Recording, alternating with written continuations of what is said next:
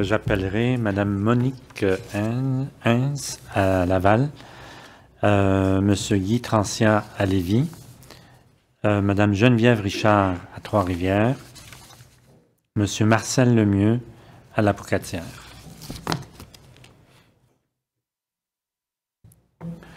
Alors, je commence par vous, Mme Monique Hens à Laval. Bonjour, mesdames et messieurs. Oui, je suis vice-présidente d'un organisme environnemental de la Rive-Sud de Montréal qui s'appelle Ciel et Terre. Et depuis 1995 que ça existe, on a beaucoup travaillé depuis plus de 10 ans à la protection d'une espèce désignée en danger là, au fédéral, la rainette faux-grillon. Bon, alors, tout ça pour dire que en Montérégie, les milieux naturels et particulièrement les milieux humides sont vraiment, ont fondu beaucoup, ont fondu depuis 50 ans. Ce sont vraiment des milieux précieux. Et à la grandeur de la planète, ben, c'est ça, on le sait, les milieux naturels disparaissent et la diversité biologique également continue de décroître à un rythme alarmant. Faut quand même dire là, que pour le commun des mortels, il sait toujours peut-être pas, mais c'est la 6e phase d'extinction massive des espèces sur la planète. Alors, on parle de ça aujourd'hui et je suis contente que ce thème soit abordé. Donc, pour maintenir une biodiversité suffisante, les spécialistes disent que ça prend 30% d'un territoire en milieu naturel. L'actuel plan métropolitain d'aménagement et de développement de la CMM, Communauté métropolitaine de Montréal, oblige maintenant les villes à protéger 17% de leur territoire en milieu naturel. C'est pas suffisant par rapport à 30%, mais c'est déjà beaucoup mieux que ce qu'il y avait avant. Il n'y avait rien avant qui obligeait à faire ça. Il y a quelques années, quand le PMAD a été adopté, des centaines de citoyens, d'organismes environnementaux et de représentants des villes ont travaillé vraiment d'arrache-pied pour faire inclure cette clause dans le PMAD. La construction de l'oléoduc Énergie-Est nécessiterait, à ce que j'ai appris, une emprise de 20 mètres de large. On peut dire plus que 60 pieds quand on prend des anciennes mesures, et ce, tout le long des 700 km à travers le Québec. Alors, ma question est la suivante. Combien de superficies de milieux naturels actuels qui soient déclarés fragiles, précieux, appelez-le comme vous voulez, des milieux naturels, c'est des milieux naturels. Combien seraient détruits par la construction, l'enfouissement du l'emprise, en somme, au début de l'oléoduc sur le territoire du Québec, partout sur le territoire, et combien sur le territoire de la CMM? Parce que oui, il y a des milieux naturels qui ne sont pas nécessairement qualifiés de précieux. Ce ne sont pas des milieux humides, mais ça reste des milieux naturels.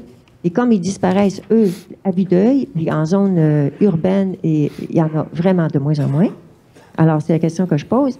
Et plus largement, combien aussi, parce que c'est également un peu relié, de superficie de terres agricoles dans lesquelles l'oléoduc va passer, ou passerait, donc l'emprise de 20 mètres de large, dans combien de kilomètres va-t-il passer dans des zones agricoles et dans des milieux naturels? Vous parlez de kilomètres ou de superficie, madame? Pardon, la superficie, oui. D'accord. Je veux juste être sûr, là. Merci de demander la précision. D'accord.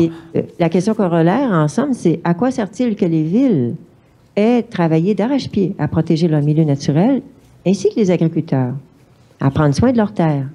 Si un projet qui risque de balafrer ces milieux naturels et ces terres agricoles peut leur être imposé, parce que c'est un peu ça qu'on entend.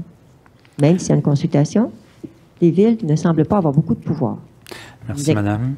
Merci. Merci. Alors, première question, tout d'abord. Quelle est l'emprise du pipeline, M. Bergeron? Ça varie entre 20 et 25 mètres, M. le Président. Merci. Donc, on demande les superficies en milieu naturel et superficie des terres agricoles. Probablement, vous les avez. Monsieur le Président, on peut vous la fournir en kilomètres de longueur si vous le désirez. On peut l'adapter en superficie. En kilomètres de longueur, vous allez la multiplier par l'emprise, j'imagine. Faites les deux. Oui. Alors, on va vous donner verbalement en kilomètres, puis on fera l'exercice. Mais je veux juste souligner, en ce qui concerne, entre autres, par exemple, la CMM, on est très conscient qu'il faut travailler étroitement avec les élus municipaux pour trouver des arrangements satisfaisants. Et je fais juste donner l'exemple de la question du déboisement. L'information qu'on vient de communiquer à la CMM récemment, c'est qu'il y aura une compensation minimale de 1 pour 1 en termes de déboisement.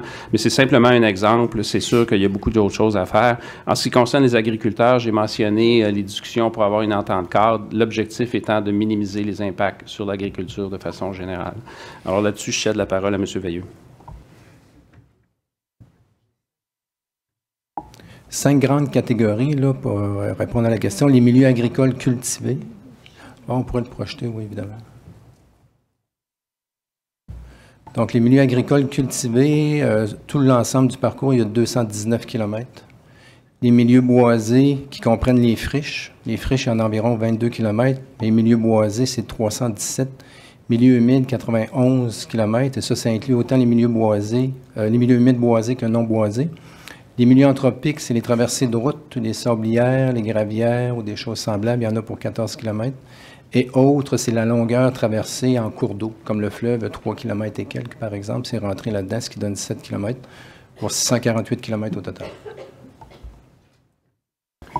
Alors, vous voulez qu'on vous revienne avec les superficies? Bien, ça donnerait fois 10, ça donne 6 480, 12 000, ça donne autour de 15 000 km². Ben, ça multiplie par 20, grosso modo. Mais ça inclut... Mais je vous demande de la fournir. On va vous la fournir. Ah, c'est des mètres, c'est vrai, c'est des mètres. C'est des kilomètres avec des mètres. Moi, j'ai multiplié kilomètre par kilomètre. Alors, faites donc ça, oui. M. Bergeron. Donc, je vous donne les superficies pour les 5 catégories qu'on voit ici. Parfait. Merci. Alors, merci.